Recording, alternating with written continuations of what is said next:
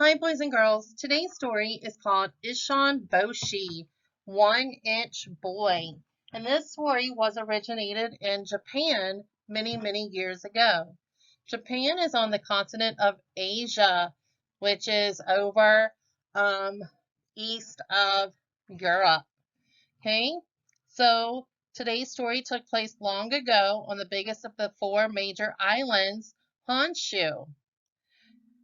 Today's folktale is called Issun Boshi, which means 1-inch boy in Japanese, which is also the name of the main character in our story.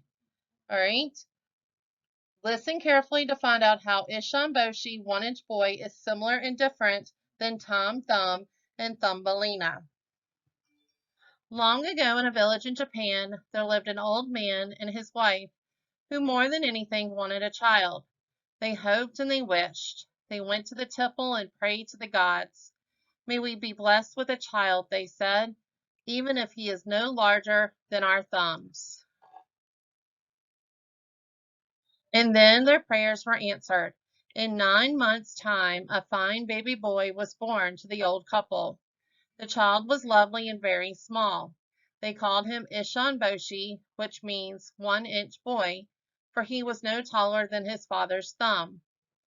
Issun Boshi grew up strong, smart, and helpful, though he grew no bigger. When 12 years old had passed, Issun Boshi came to his parents and said, "Father and mother, please give me your permission to go to the capital city, for I wish to see the world, learn many things, and make a name for myself."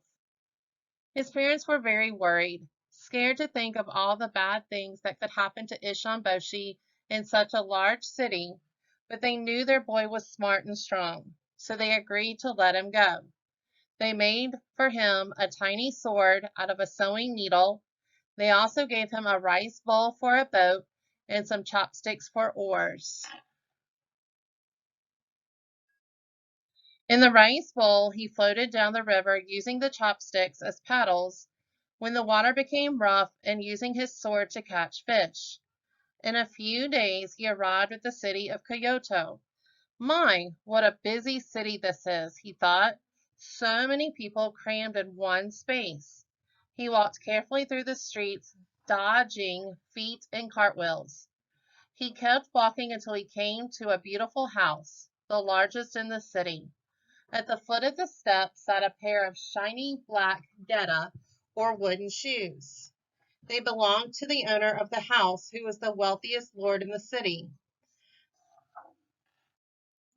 The door of the great house opened. Out walked a man who put on the shiny black shoes. Issun Boshi called out, "Hello! Hello there!" The man looked around and seeing no one, began to go back in. But Issun Boshi called out, "Down here! I'm down here near your shoes. Please be careful you don't step on me." The man who was the lord of the house leaned down and was astonished when he saw Issun Boshi. Issun Boshi bowed and politely introduced himself. "My name," he said, "is Issun Boshi. I just arrived in the city and would like to work for you." The Lord picked up Issun Boshi in the palm of his hand. In a friendly voice he asked, "But what can a little fellow like you do?" A fly was buzzing around and bothering the Lord, so Issun Boshi drew out his sewing needle sword. With a quick, swift swat, away went the fly. "You are quite an amazing little fellow," laughed the Lord. "Come, you may work for me and live in my house." And so tiny Issun Boshi went to live in the big, beautiful house. Serving the noble Lord, he made friends with everyone there, especially the princess, the Lord's lovely daughter. It seemed that he was always at her side, helping her in whatever way he could, whether by holding down the paper when she wrote a letter, or simply by riding on her shoulder and keeping her company while she walked through the beautiful gardens around the house. In time, the princess came to feel a strong affection for her little helper. In the spring, Issun Boshi traveled with the princess and her companions to the Cherry Blossoms Festival.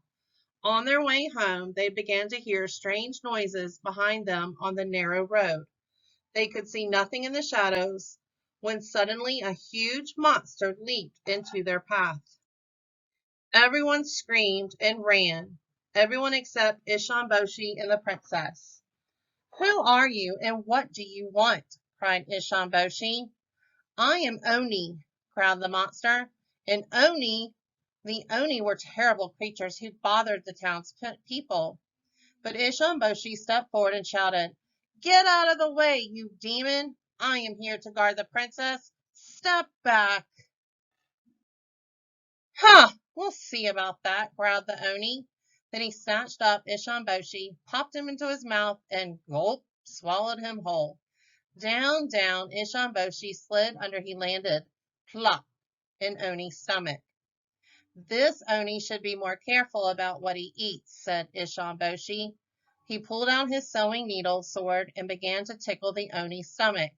"Oh, shouted the Oni. Then he gave a loud burp, and out popped Issun, Boshi. The Oni ran away, burping the whole way. Issun, Boshi ran over to the princess. She was bending down and picking something up from the ground. With great excitement, she said, "Look, Issun, Boshi, the Oni was so scared and dropped this magic hammer. If you make a wish on it, it will come true." Issun, Boshi bowed to the princess and said, "My lady, I would ask that you make a wish." "No, Issun, Boshi," said the princess. "You won this because of your bravery. You should be the first one to wish on it." So Issun, Boshi took the hammer and said, "I already have my greatest wish, which is to serve you. But if I could have another wish, I would wish to be as tall as the other people." Then he gave the hammer to the princess, who made a silent wish on it herself. Then and there Issun, Boshi began to grow taller, until beside the princess stood a handsome young man. That night, when the princess told her father how brave Issun, Boshi had been and how he had risked his life to save her, the Lord was so happy that he gave Issun, Boshi permission to marry the princess. And so, you see, the princess's wish came true. Issun, Boshi's brave deeds were celebrated throughout the land. He and the princess lived happily ever together, along with Issun, Boshi's proud and happy parents, who Issun, Boshi had brought to the Lord's house to be part of his new family. The end.